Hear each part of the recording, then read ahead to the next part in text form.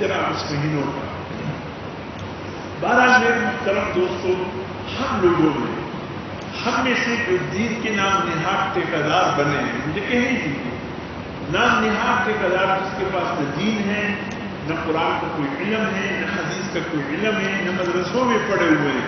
فلاں مہینے کی منحوس ہے، سفر کا مہینہ منحوس ہے، اس میں شادی نہ کرنا، فلاں دن منحوس ہے. ایسے صرف دنوں میں حضور صلی اللہ علیہ وسلم نے جمعے کے دن سفر سے منع فرمایا. جمعے کے دن وہ بھی اس لیے نہیں کہ جمعے کے دن خدا نخواستہ کوئی منحوس ہے یا اس میں کوئی برائی ہے، قطعاً نہیں، صرف اس وجہ سے کہ یہ مسلمانوں کی اجتماعی عبادت کا ایک عظیم دن ہے.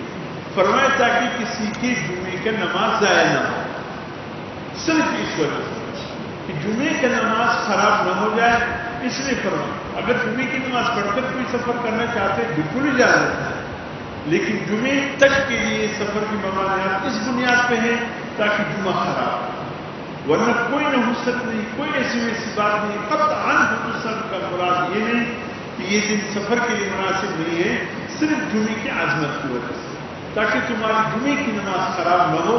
حضور نے فرمایا جمعے کی نماز کے اختتام تک سفر نہ کرو. اگر پہلے انسان نزدیک گاؤں بستی میں رہتے ہیں اور اس کو یقین ہے میں جمعے کی نماز کے لیے پہنچ جاؤں گا، اس کو بھی اجازت ہے. صرف جمعے کا دن، باقی ہفتہ اتوار دن منگل بدھ جمعرات ان میں کوئی دن منحوس نہیں. شادی بیاہ کے لیے بھی زبردست دن ہے، سفر کے لیے بہت عظیم دن ہے، کوئی اس میں اشکالات نہیں ہے، نحوست نہیں ہے، کچھ نہیں. سفر کی مہینے